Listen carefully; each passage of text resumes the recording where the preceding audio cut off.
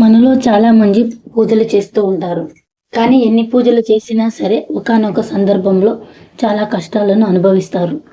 మరి కొందరిని గమనిస్తే అసలు పూజలే చెయ్యరు. కనీసం భగవంతుని పేరు కూడా తెలుసుకోరు. కానీ అలాంటి వారు మాత్రం ఎప్పుడు సుఖ సంతోషాలతో జీవిస్తారు.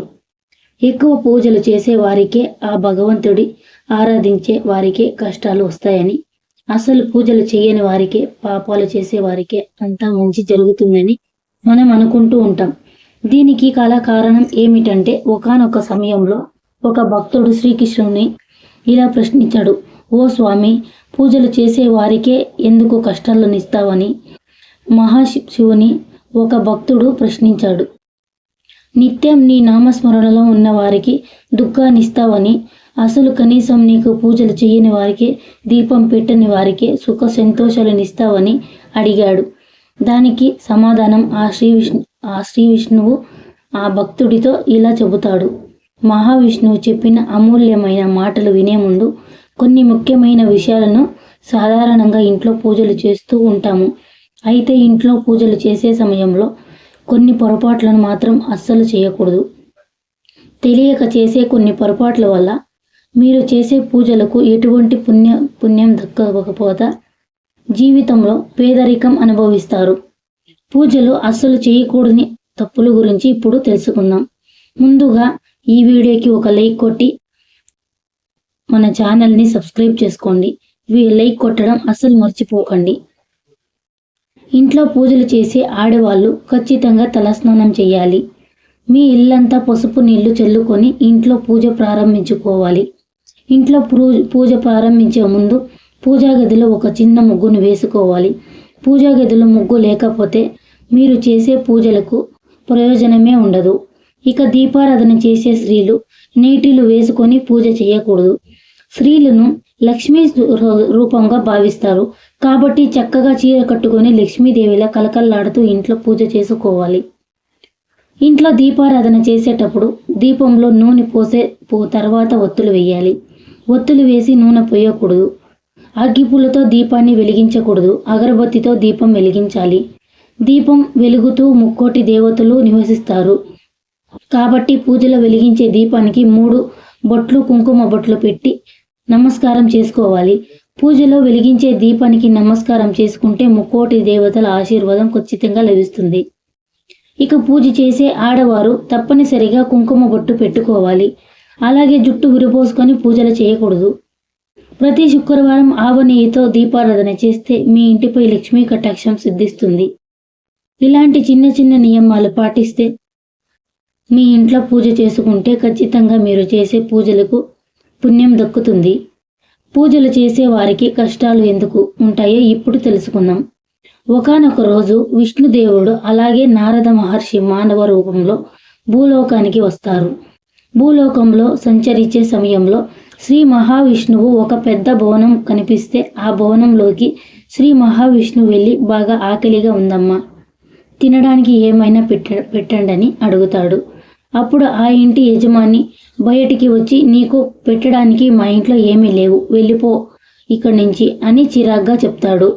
అప్పుడు నారదుడు శ్రీ మహావిష్ణువుతో, ఈ ఇంటి యజమాని మిమ్మల్ని ఇంత అవమానించినా సరే ఏమీ మాట్లాడకుండా వచ్చేశారంటే స్వామి అని నారదుడు శ్రీ మహావిష్ణువుని అడుగుతాడు. అప్పుడు శ్రీ మహావిష్ణువు ఆ భవనం ముందు నిల్చొని, ఈ ఇంటి యజమాని బాగా డబ్బు రావాలని, తన వ్యాపారం బాగా పెరగాలని వరమిస్తాడు. అప్పుడు నారద మహర్షి చాలా కోపంతో, మిమ్మల్ని తిట్టి వెళ్ళిపోమన్న వారికి లక్ష్మి వృద్ధి చెందాలని ఆశీర్వదించారేంటి స్వామి అని నారదుడు అడుగుతాడు. అప్పుడు శ్రీ మహావిష్ణువు ఎటువంటి సమాధానం ఇవ్వకుండా వెళ్ళిపోతాడు. ఇక అలా వెళ్తూ ఉండగా శ్రీ మహావిష్ణువుకి ఒక చిన్న పూరె గుడిసె కనిపించింది. అప్పుడు విష్ణువు దేవుడు గుడిసె దగ్గరికి వెళ్ళి, అమ్మ ఆకలిగా ఉంది, ఏమైనా తినడానికి పెట్టమ్మా అని అడుగుతాడు. అప్పుడు పూరె గుడిసెలో నుంచి ఒక ముసలావిడ బయటికి వచ్చి, మా ఇంట్లో తినడానికి ఏమీ లేదు అయ్యా, కానీ నాకు ఒక ఆవు ఉంది. ఆ ఆవు ప్రతిరోజు పాలిస్తుంది. ఆ పాలు ఇంట్లో ఉన్నాయి, ఇంట్లోకి రండి. ఆ విష్ణువుని దేవుడిగా ఇంట్లోకి తీసుకువెళ్ళి ఆవు పాలను ఇచ్చింది. అప్పుడు నారదుడు సంతోషించి, ఆ ముసలి తల్లిని ఆశీర్వదించండి శ్రీ మహావిష్ణువు అడుగుతాడు. కానీ శ్రీ మహావిష్ణువు మాత్రం ఆ ముసలి తల్లిని ఆశీర్వదించకుండా నీ ఆవు చనిపోవాలని దీవిస్తాడు. అప్పుడు నారదుడు చాలా కోపంతో, మన కడుపు నింపిన తల్లికి కష్టాలను ప్రసాదించావు, మనల్ని తిట్టి యజమానిని ఆశీర్వదించావు, నీ లీలలు నాకు అర్థం కావడం లేదు స్వామి అని నారద మహర్షి అంటాడు. అప్పుడు శ్రీ మహావిష్ణువు ముసలావిడిని ప్రతిరోజు పూజలు చేస్తూ ఉంటుంది. తన ఆవు మీద ప్రేమ పంచుకుంటూ ముసలావిడికి ఒక బాధ ఉంది. తను చనిపోతే ఏమైపోతుందో అని ముసలావిడ బాగా బాధపడుతుంది. ఆ ముసలి అవ్వ తన ఆలోచిస్తూ చనిపోతే స్వర్గంలో భగవంతుని దగ్గరికి చేరుకోలేదు. కాబట్టి ఆ ముసలమ్మని చనిపోయక ముందే ఆవు చనిపోవాలని ఆశీర్వదించను. అప్పుడు ముసలావిడ చనిపోయే సమయంలో ఆలోచన లేకుండా ప్రాణం విడుస్తుందని మహావిష్ణువు నారదుడికి వివరిస్తాడు. అప్పుడు నారదుడు, సరే స్వామి, మీ ఆలోచన నాకే అర్థమైంది. మరి ఆ యజమానికి మాత్రం ధనం రావాలని ఎందుకు వరం ఇస్తారు అని నారదుడు శ్రీ మహావిష్ణువు ప్రశ్నించాడు. అప్పుడు శ్రీ మహావిష్ణువు ఇలా చెప్తాడు, అతనికి డబ్బు మీద చాలా ప్రేమ ఉంది కాబట్టి లక్ష్మి వృద్ధి చెందాలని ఆశీర్వదించాను. ధనానికి మూట కట్టి అతను మరణిస్తాడు. ఆ డబ్బు ధ్యాసలోనే, డబ్బు ఆలోచనలతోనే మరణిస్తాడు. ఇలా డబ్బు ఆలోచనలతోనే చనిపోతే అతను చనిపోయాక ఒక పాములాగా జన్మించి సంపాదనలను రక్షిస్తూ ఉంటాడు. ఎప్పటికీ భగవంతుని వద్దకు చేరుకోలేడు. విష్ణుదేవుడు చెబుతాడు. ఈ కథ ద్వారా మనం తెలుసుకోవాల్సిన విషయం ఏమిటంటే, భగవంతునికి ఎప్పుడు ఏది ఇవ్వాలో తెలుసు. మనం ప్రస్తుతం గురించి ఆలోచిస్తాము, కానీ భగవంతుడు భవిష్యత్తు గురించి ఆలోచిస్తాము అని. కానీ భగవంతుడు మాత్రం మన భవిష్యత్తును ఆలోచించి ఒక నిర్ణయం తీసుకొని వరాన్ని ప్రసాదిస్తాడు.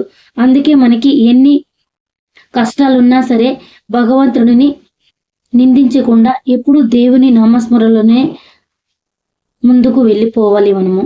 ఈ వీడియో మీకు నచ్చినట్లయితే లైక్ చేసి ఛానల్ని సబ్స్క్రైబ్ చేసుకోండి.